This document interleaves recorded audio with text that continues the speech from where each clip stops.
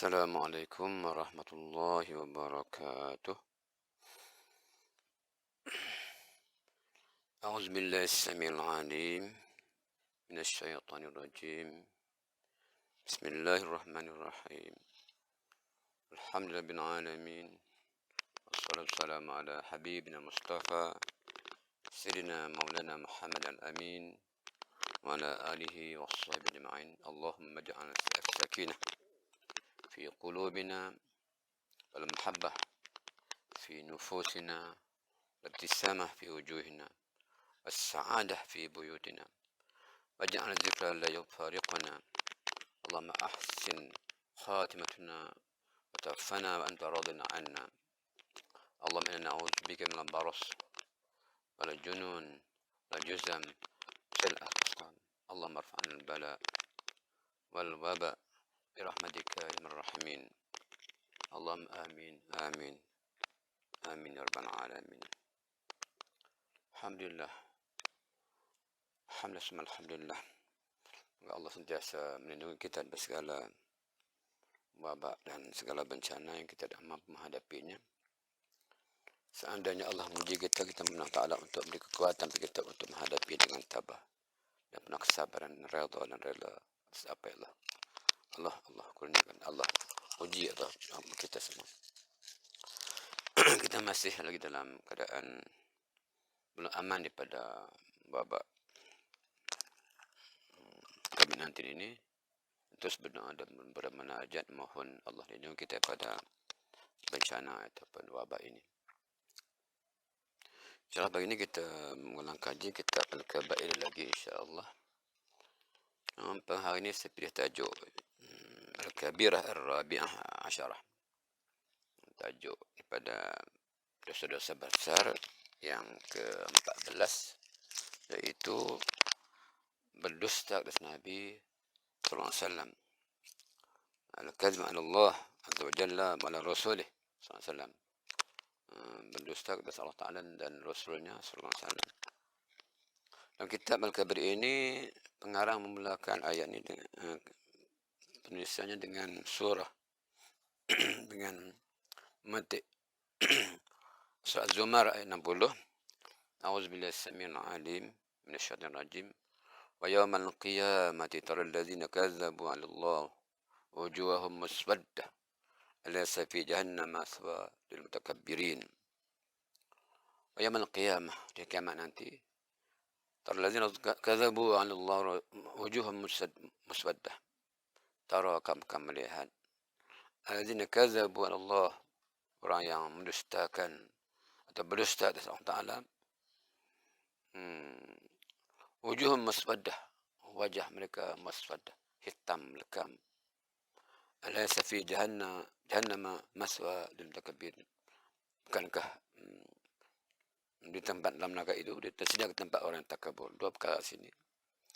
Kadzab, membohongi atas nama Allah dan Rasulnya. Dan yang kedua, mutakabbirin. Kita sudah bincang tajuk berdusta, berbohong. Dan bincang takut mutakabir. Cuma pagi ini, hari ini, kita fokus kepada pembohongan terhadap Allah dan Rasulnya. Maksudnya, Allah tidak firmankan begitu, dia berkata Allah firman. Allah tidak kata halal, dia kata haram. Dia kata halal. Allah tidak kata haram, dia kata haram. Bila ada Nabi yang SAW, dia tidak berkata begitu, dia kata Nabi yang berkata. Begitulah. Wallahu ta'ala alam. Maka seperti dalam surah Al-Hujurat kita dapati firman Allah Ta'ala, ya allazina amanu la tuqaddimu bayna yadillah wa rasulih wattaqullah innallaha ma'as-sabir innallaha sami'un alim. Ya allazina amanu la tuqaddimu bayna yadillah wa rasulih wattaqullah innallaha sami'un alim. Wahai orang beriman, ya, siapa beriman, akurlah, dengarlah, perhatikan apa yang akan sebab ini. Surah Nida, wahai beriman, siapa dia? Kalau beriman dengar. La tuqaddimu baina yadillah wa rasulih. Jangan kamu mendahului Allah dan Rasulnya. Allah tidak kata begitu, Allah tidak begitu, ada begini. kamu dahului. Nabi tak kata gitu, ini kamu kata dahului. Jadi Nabi tak kata, kamu kata. Jadi alangkah baiknya sebagai hamba Allah yang taif, sebagai umat yang taif ini, dengar apa kata Allah, dengar apa kata Rasul, beramanahlah. Allah Maha mendengar. Inna Allah sami'un alim. Allah mendengar apa kamu cakap. Allah mendengar apa yang kamu kata. Allah mengetahui apa yang kamu kata. Maka sebab itu berjaga-jagalah, berhati-hati dengan percakapan. Inna sam'a wal basara wal fu'ada kullu ulaika kana anhu mas'ula. Ingat, seluruh perbuatan kita, perkataan kita, seluruhnya ini semua akan dipersoalkan oleh Allah Subhanahu wa taala di hari kiamat nanti. Dan dalam kitab ini Az-Zahabi menyebutkan bahawa berdusta nama Nabi SAW adalah satu dosa besar, malah kekufuran, atau disebut sebagai maka zahaba ta'ifun min ulama ila an al-kadhib 'ala Allah wa 'ala rasulih kufrun. Menjadi kufur, keluar pada millah, la raiba fih, tidak ada ragu lagi. Maka itu terus berhati-hati, waspada, jaga dengan soal percakapan ini, karena akan soal nanti oleh Allah SWT. Apalagi kalau perkataan itu berkaitan halal haram, maka lebih baik kita mengaku la adri, la alam, wallahu alam, daripada menjawab. Saya masih ingat kata-kata almarhum Ustaz Ni'mat Yusuf, pengasas Ahmad Dewang. Dia kata lebih baik kita malu tidak menjawab, bersalah menjawab, daripada malu tidak menjawab itu satu yang sementara. Tapi malu Allah Ta'ala nanti, kalau salah menjawab, apabila berkata haram, maka kita menanggung dosanya. Apabila kalau mendengar itu, ramai orang, dan mereka manjang kali kata pandang kita atau pendapat kita, hukum kita baik itu, tambah dosa. Maka sebab itu lebih baik diam. Malah dalam hadis tersebut sebelum ini, bahawa orang beriman itu adalah orang yang berkata benar. Yakul khairan. Kalau tidak tahu nak cakap apa-apa, ya semua diam saja. Malah kata Imam Malik rahimahullah, 17 tahun aku bersama guruku Rabi' Ar-Ra'i, 17 tahun bermulazamah dengan gurunya Rabi' Ar-Ra'i. Dia kata, yang paling banyak aku dengar pada guruku adalah la adri, la ahsan, la alam, wallahu alam. Ini masalah para kita, semua pandai, semua jawab, semua bidang dia tahu. Dia mengakulah bahawa Allah tak bagi banyak kepada kita. Ma utitum min ilm illa qalila. Sikit sangat saja. Kalau kita pakar bidang satu bidang, belum tentu sebenarnya kita tahu. Apabila pakar bidang-bidang yang lain. Hadis Nabi SAW pada Al-Mughairah misalnya, dia berkata, Nabi SAW bersabda, inna kaziban alayya laysa ka kazibin ala ahdin. Inna kaziban alayya laysa ka kazibin ala ahdin. Man kadzaba alayya muta'ammidan fatabawa amlan nar. Pembohongan, pendustaan ke atas aku tak sama dengan pembohongan pada orang lain. Semua berdosa berbohong ini, sebab munafik. Idza hadatsa kadzaba. Kita tahu sebenarnya munafik adalah bercakap bohong. Tapi berbohong dan nama Nabi lebih berat, lebih besar dosanya, hukumnya di sisi Allah Subhanahu wa taala. Hadis man kadzaba alaihi muta'ammidan ini hadis mutawatir. Itu satu hadis yang tidak mungkin dapat menafikan kebenarannya, karena susul jalurnya, sanad-sanadnya itu sangat kuat, sangat ramai, yang tidak mungkin dapat mereka salah atau mereka khilaf di segitu. Imam Nawawi mengatakan hadis ini diriwayatkan lebih 200 orang sahabat. Imam Nawawi rahimahullah mengatakan hadis ini man kadzaba alayya ini diriwayatkan oleh lebih 200 sahabat. Hadis lain Nabi menyebut, faman kadzaba alayya banalu baitun fi jahannam. Faman kadzaba alayya banallahu lahu baitun fi jahannam. Siapa yang mendustakan dengan nama Nabi, nama Rasulullah SAW, dia telah membina rumahnya. Di mana? Jahannam. Neraka Jahannam maknanya ahlu nar, ahlu Jahannam. Man kadzaba alayya banal baitun fi Jahannam. Siapa yang membina, siapa yang mendusta kata nama Nabi, dia telah membina rumahnya, tempat tinggalnya di neraka. Mana? Ahlu nar, ashabun nar. Itu ya. Jadi perkara begini amat perlu diambil kira, terutamanya pemimpin yang ramainya pengikut, terutama para ulama-ulama yang ramai pengikut, terutama ketua-ketua kabilah atau ketua-ketua NGO ataupun parti-parti politik, mereka ada pengikut. Kalau salah mereka bercakap, maka mereka menanggung dosa itu. Walaupun waktu yang sama, pengikut-pengikut perlu dituntut untuk memahami, untuk mendengar dengan teliti. Jika salah, katakan salah. Walaupun pemimpin hebat, walaupun ulama hebat, salah tak salah. Innal insan la yakhlu an khata' wa nisyan. Innal insan, manusia tidak sunyi bersalah silap. Kecuali para anbiya, para nabi-nabi yang maksum. Maka sebab itu, jangan takut untuk menegur pemimpin, takut menegur ulama jika mereka bersalah. Cuma adabnya tentulah ada, agar adab menegur pemimpin bagaimana, ada agak menegur ulama bagaimana. Jangan sampai meletakkan ulama itu maksum, tak perlu tegur, tak boleh tegur. Nah, ini gitu ya, dia kena tegur. Dan mendustakan hadis ini tidak bermaksud apa Nabi tak kata kita kata. Tapi maksud juga apa Nabi kata kita kata, Nabi tak kata. Sebagai contohnya peristiwa atau penafsirah Nabi SAW sejak dulu kala kita belajar bersekolah rendah, kitab-kitab misalnya kitab Nurul Yaqin atau Syamil Muhammadiyah atau kitab-kitab tentang sirah Nabawiyah ini sepakat mengatakan Nabi Muhammad SAW itu al-ummi, Nabi al-ummi, Nabi yang tidak pandai menulis, tidak pandai baca. Logik akalnya, orang yang tidak pandai menulis ini tak banyak orang yang di luar pada masyarakat, tidak terima masyarakat, atau orang yang rendah tarafnya, statusnya. Tapi kita bila baca sirah Nabawiyah, kena melihat soal mukjizat dan hikmah di sebalik apa yang berlaku. Nabi yang selalu takdir Allah Ta'ala al-ummi, iaitu tidak pandai menulis dan baca. Sebab untuk mengelak daripada tuduhan para padri kita atau para rahib kita itu, para masa Quraisy, untuk menjaga Nabi mencipta Quran sendiri.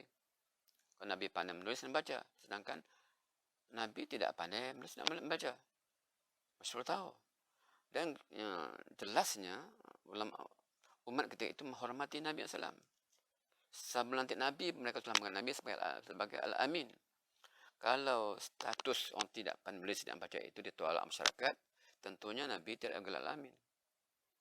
Malah ketika Nabi nanti Rasul, Nabi membaca ayat Al-Quran, baca maksudnya bukan baca kitab atau menghafal.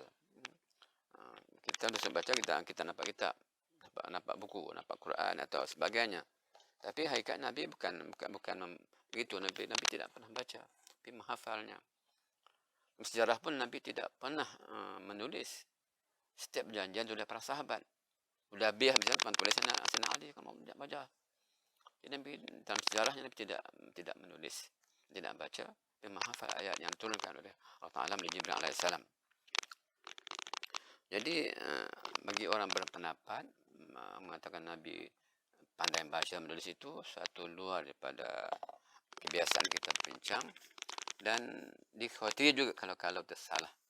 Sebab kalau kita melihat dalam kitab-kitab Bukhari, Muslim, An-Nasai dan kitab-kitab lain, semuanya menyebut hadis tentang budal wahyu, hadis yang disebut sebagai mula-mula wahyu turun. Kalau kita yang saya baca sekarang ini, kitab Fathul Bari Syarh Bukhari ini, jilid pertama, misalnya muka surat 30, baca sedikit daripadanya, ambil bahagian sebahagian tentang berkaitan dengan ketika Nabi di Gua Hira. Wa fi ghar Hira faja'ahu al-malak fihi faqala iqra. Faqala lahu an-nabi sallallahu alaihi wasallam faqultu ma ana biqari'in فأخذني فقطني حتى بلغ من الجهد ثم أرسلني فقال اقرأ فقلت ما أنا بقارئ فأخذني فقطني الثانية حتى بلغ مني الجهد ثم أرسلني فقال اقرأ فقلت ما أنا بقارئ فأخذني فقطني الثالثة حتى بلغ مني الجهد ثم أرسلني فقال اقرأ بسم الله فقال اقرأ. Bagi Jibril baca surah Iqra pada ayat sampai kan alam al-insan ma lam ya'lam. Ini baca 5 ayat pertama surah Al-Alaq. Hadis ini meyakinkan kita, membuktikan bahawa Nabi sendiri berkata ma ana biqari'in, aku tidak pandai baca. Ketika penuhnya baginda di Gua Hira, malaikat datang pada baginda sallam lalu berkata, bacalah Iqra. Maka Nabi sallam berkata pada malaikat, ma ana biqari'in, aku tidak pandai baca. Lantas malaikat memegang dan meluk aku, Nabi sallam itu hingga Nabi merasa sesak. Peluk kuatlah maknanya. Lalu dia melepaskannya. Nabi bersabda, ma ana biqari'in. Itulah kali ketiganya. Hingga akhirnya Nabi Jibril membaca surah Al-Alaq sampai ayat kelima. Ini satu bukti yang amat kukuh bahawa Nabi sendiri mengakui ma ana biqari'in, aku tidak pandai baca. Jadi hati-hati jugalah untuk menafikan tentang sejarah kenabian ini, sejarah yang berkaitan dengan kenabian ini. Sebab dikhawatiri kalau kita menafikan apa Nabi kata, ataupun Nabi tidak kata, kita kata. Begitu.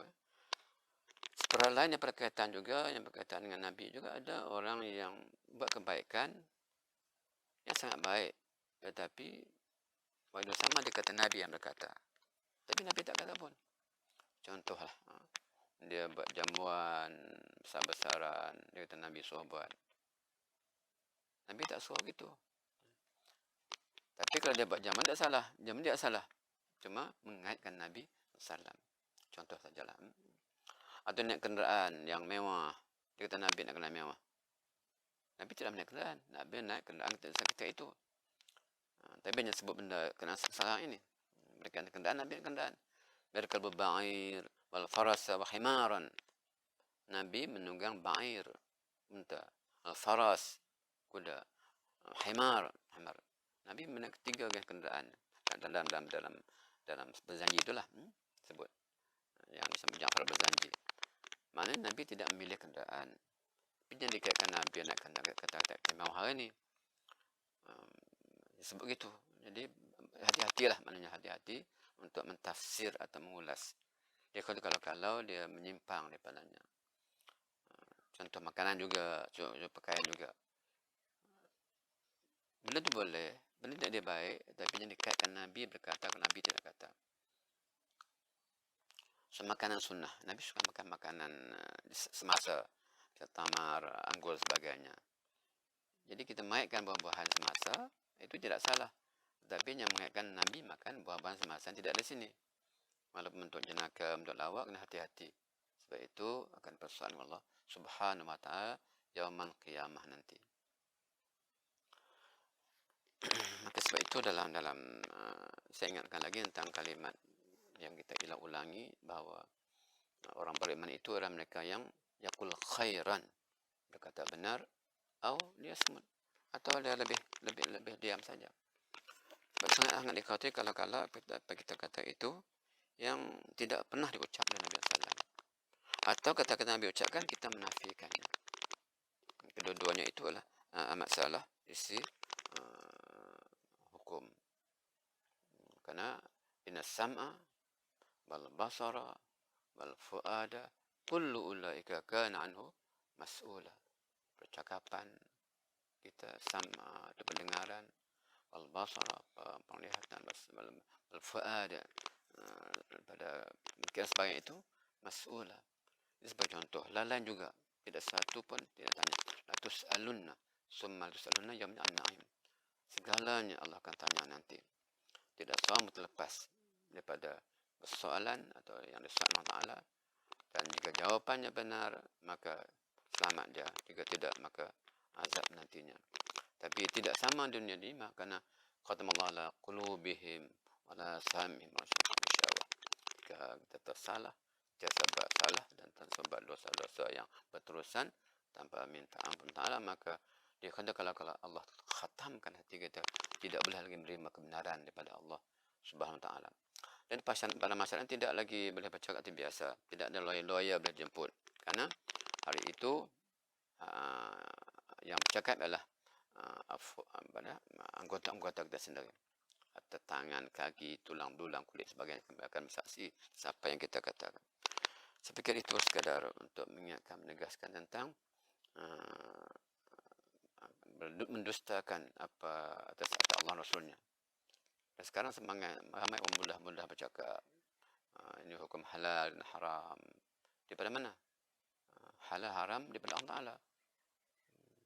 Bukan ciptaan manusia. Hukum halal haram itu Allah Ta'ala. Jadi tidak boleh diada-adakan. Allah Ta'ala alam.